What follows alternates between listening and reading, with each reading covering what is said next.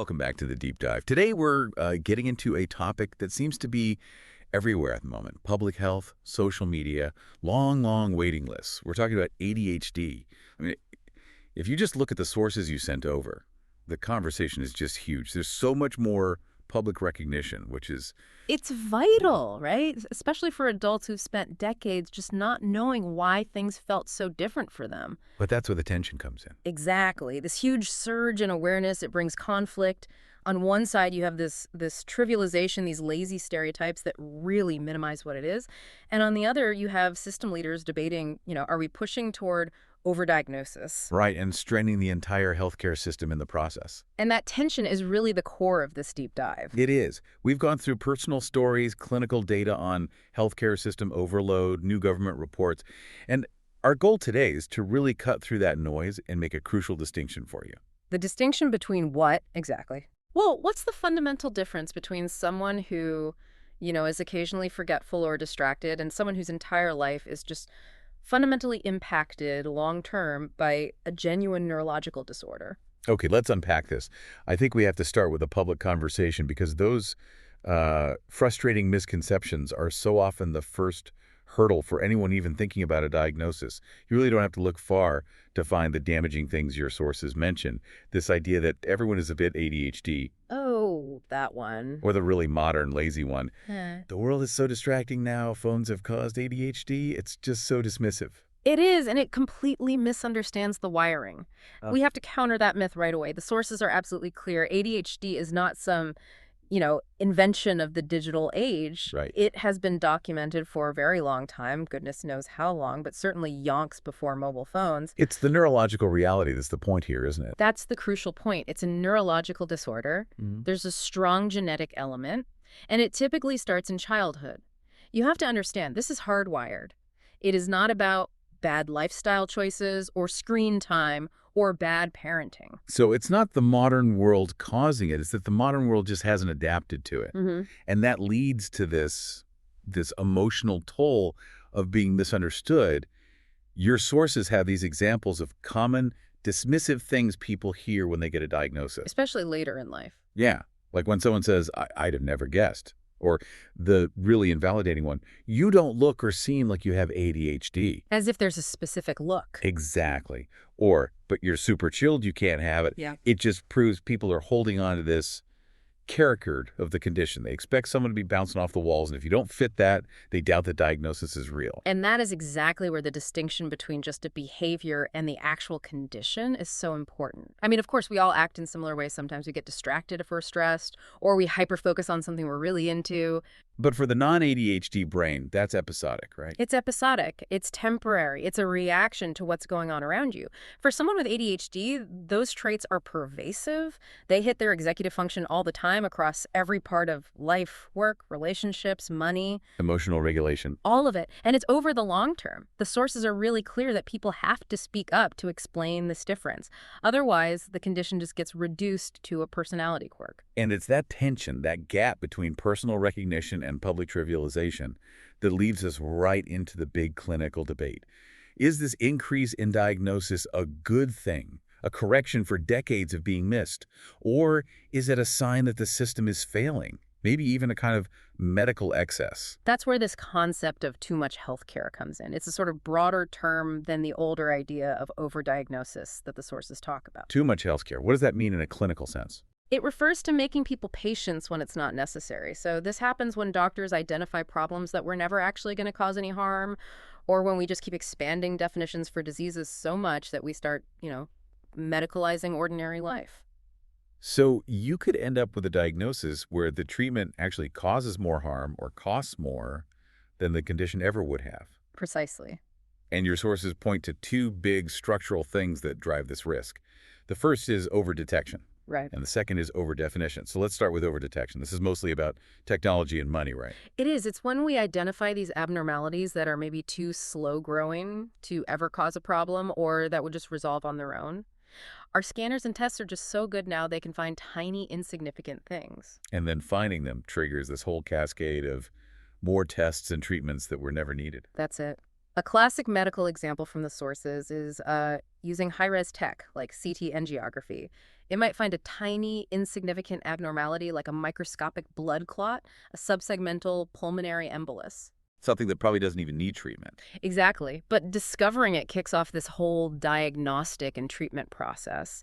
The more sensitive the tools get, the more we're likely to find something that we could have just left alone. Which brings us to that critical example that illustrates this danger, the South Korean thyroid cancer study. That study is just stark. Between 1999 and 2008, the rate of thyroid cancer in South Korea went up 6.4 times, a massive increase. But the details are what matter. The details are everything. 95% of these new cancers were tiny, less than 20 millimeters, found through widespread screening programs.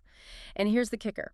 The death rate from thyroid cancer remained, and I'm quoting, essentially unchanged during that whole time. So a clear case of identifying problems that were never going to hurt the patient. A textbook case. Yeah, okay, that makes sense for a physical ailment. Yeah. But how do we connect the dots between finding slow-growing cancers and a neurological condition like ADHD? Well, that's where the second cause, overdefinition, becomes so relevant. Overdefinition is all about expanding the boundaries of what we call a disease. So you keep broadening the diagnostic criteria. Exactly. And if you do that, you inevitably start to medicalize a whole range of human variations or struggles that might have just been seen as, part of the normal spectrum of behavior before. Like changing the criteria to include more mild presentations of ADHD that don't really impair someone's daily functioning. Right. And when you apply that kind of clinical skepticism to a personal situation, your sources have that story about the GP who said ADHD is now overdiagnosed. He argued that in the past, people were just seen as maybe normal or just a little different. But the personal account in the source material pushes back on that immediately, doesn't it? Using the evidence of their own life. It does. This person didn't doubt their diagnosis for a second. Why? Because the symptoms fundamentally wrecked their quality of life.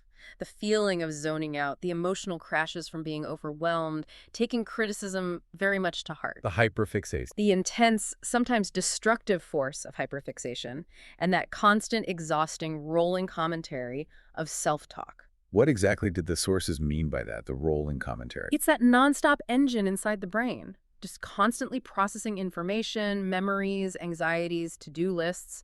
It never, ever turns off. And that's the subjective gap, you see. A gap between the clinical view and the lived reality. To a clinician worried about system costs, rising numbers might look like overdiagnosis. But to the person living with that internal chaos, a diagnosis is, well, it's finally understanding a lifelong struggle. And that clash between personal desperation and systemic costs seems to be playing out right now in the UK. The source material paints a pretty clear picture of demand just completely outpacing capacity. Oh, absolutely. The findings from the NHS England Task Force report are stark. The number of referrals for ADHD assessments, for treatment, for prescriptions, it's all increased significantly. And this is happening everywhere, not just in the UK. It's an international trend, and the result is a system under just immense strain. We're seeing waiting lists that are not just months, but sometimes years long. And that's before you even get to the global medication shortages, which must be awful for people who rely on that stability. It's a crisis. Yeah. And the pressure has gotten so intense that the government has had to act. The Secretary of State for Health, Wes Streeting, has announced an independent review. Okay, so a government review.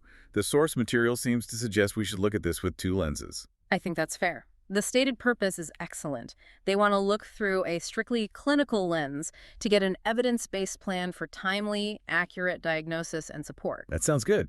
But isn't it a bit cynical to assume there's another motive?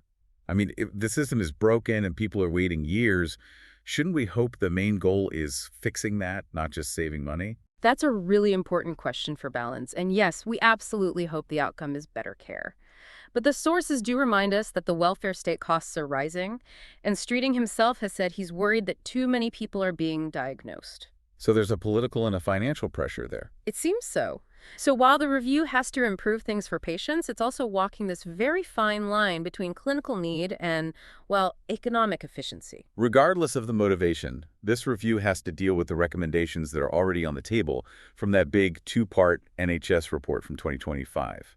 These feel like key takeaways for anyone listening. They're comprehensive. Let's break them down. First, the most immediate problem: access and diagnosis. The report says we have to ensure fair, timely assessments for everyone, all ages. The current wait times are just a national scandal. And then it moves beyond just getting the diagnosis into ongoing help, under support, and services. That's right. This means expanding ADHD care beyond just that initial diagnosis. It has to integrate mental health support, education, community services. A diagnosis can't be the end of the line. It has to be the beginning of coordinated support. The report also mentions awareness and training. What does that cover? It means improving the understanding among all professionals. GPs, teachers, managers at work, general mental health teams, they need mandatory training so that schools and workplaces actually get what the condition is and move past those stereotypes you talked about. And the final point, the voice of lived experience. That feels fundamental. It is. The recommendation is to involve people who actually have ADHD in designing and evaluating the services. You have to make sure the things being built actually meet the needs of the people who use them. Ultimately, it's a call for enforceable national standards to fix the whole system. So if we pull all this together, we have this real clinical argument for overdiagnosis, Right. where tech and broad criteria are a risk. But then we have the personal stories and this massive system strain, which it really suggests that under-recognition is a much bigger, more immediate problem. That is the crux of it. The personal stories show that while people with ADHD can learn to mask it, to look less severe on the outside, underneath, the reality is that without support, the impulsivity, the instability, the anxiety, it all leads to real-world crises. The source material even mentioned a fear of being on the streets. Exactly. And that's the distinction. The clinician sees rising numbers and a costly trend. The patient sees their life and knows a diagnosis isn't a luxury. It's the difference between chaos and stability. And the sources really land on the side of under-recognition, don't they? They do. The conclusion is that, yes, maybe some people claim to have ADHD when they're just forgetful, but the suspicion is that far more people who need to be diagnosed are out there than those falsely diagnosed. The core problem is still access, not excess. Which brings it all back to you, the listener. We've gone from the trivial myths all the way to systemic failure. And we want to leave you with the questions that the sources themselves pose. What is the benefit for people of getting diagnosed? How would that diagnosis profoundly change their life? For someone on a 2-year waiting list, I think the answer is probably everything. And that wraps our deep dive. We've traced this whole conversation from that frustrating myth that everyone is a bit ADHD, all the way through the clinical framework of overdiagnosis, using that stark South Korean cancer data, and finally, to the urgent recommendations now facing the NHS to fix a system that's just under crippling strain. The central lesson, I think, is that we have to balance medical caution with compassion. The debate really isn't about whether ADHD is real. It's about how we ensure timely, accurate diagnosis and the right kind of support without either falling for a moral panic about too much healthcare or, frankly, the ethical failure of leaving people to suffer without help. And here's a final provocative thought for you to mull over. The sources suggest that more awareness can sometimes lead to more trivialization. But now, with this big institutional recognition, this government review, the focus shifts to cost containment and efficiency. So the question is, can this economic focus actually succeed in reducing stigma and the pressure to mask symptoms? Or will the focus on cost just shift the burden of proof back onto the patient, making a diagnosis harder to get than ever? Something to contemplate as these policies start to unfold.